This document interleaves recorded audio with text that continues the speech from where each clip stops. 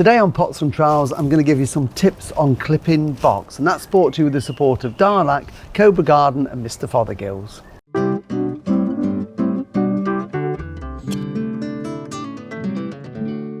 Hello and welcome to Pots and Trowels. Well, today I'm going to do a little bit of clipping on some box shapes. I've got these boxes growing around in pots, and this is the traditional time to do a bit of trimming of box.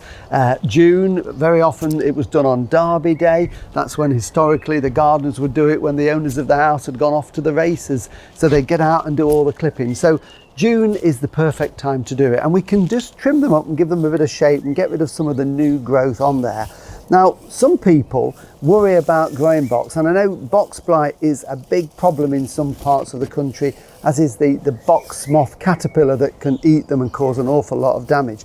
Touch wood, where we are in North Yorkshire, I've had no problems with the caterpillar, and I've never had any problems with box blight, although I know people locally have. And I think sometimes with box blight itself, it's if the box is trimmed too hard and then it's fed with a high nitrogen fertilizer that encourages that soft, lush growth, that's the perfect growth that the blight spores get into and cause the damage. So I always think if you grow your box a little bit harder, in other words, you don't feed it as much to encourage that lush growth, and you don't clip it as hard, then you don't have as many problems with box blight. Certainly I haven't. So that's what I do. So we've got it here.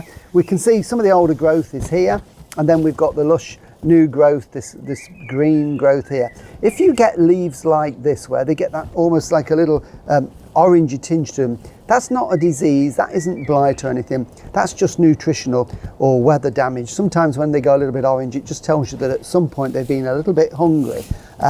So don't worry about that. So what do we do to clip them? Well, various ways you can do it. Depending on the size, you could have a little hedge trimmer like this one. This is a battery hedge trimmer that is ideal if you've got low hedges or big shapes, and it's just simply a case of clipping like that.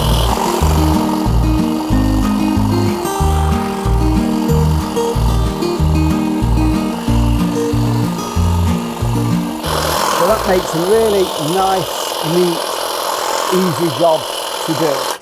Or if you don't want to use one of those, then, you know, good old-fashioned shears, and just get yourself a nice sharp pair. These are lightweight ones, and again, these are ideal. Takes a little bit longer, but you can really sculpture what you're doing. As you see, I'm not cutting this too hard at all. I'm not going into the really old wood or anything. I'm just taking off more or less the new growth and keeping the shape. And the thing with it is just do a bit, stand back, have a look at it. You can always take a bit more off, but you can't put it back on. So it's just a case of going round. Or some people like to use these. These are based on the old-fashioned sheep shearing shears that are really sharp and really good. And if you've got intricate small shapes, you can sort of get into all those little nooks and crannies with these. And it's just a case, again, they cut just like a pair of scissors, and it's just a case of going round. So what I'm going to do is just have a little bit of time clipping this, and then I'll tell you what I do with it when I've finished.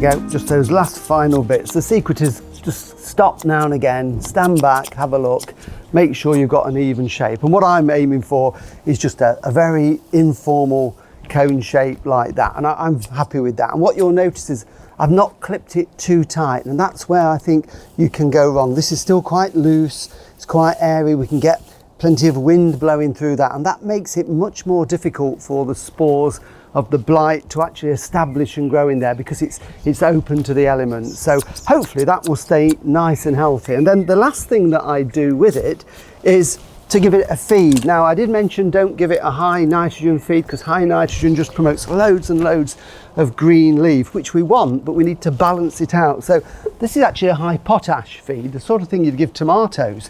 So it's got some nitrogen in there, but also phosphate and a higher percentage of the potash. And what this will do is encourage some growth, but the potash helps to toughen that growth and helps with winter hardiness and disease resistance. So I'm just going to give that a good feed all the way around, just to encourage some nice growth, healthy growth, so that it greens up and looks really good all through the summer months. And I'll do that probably once a week, give it this high potash tomato feed, and that will keep it looking good for the rest of the summer.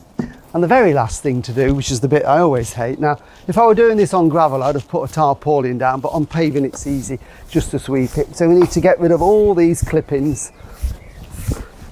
They can be composted. They will rot down if you mix them with other material. And then we can watch this little box plant grow through the summer.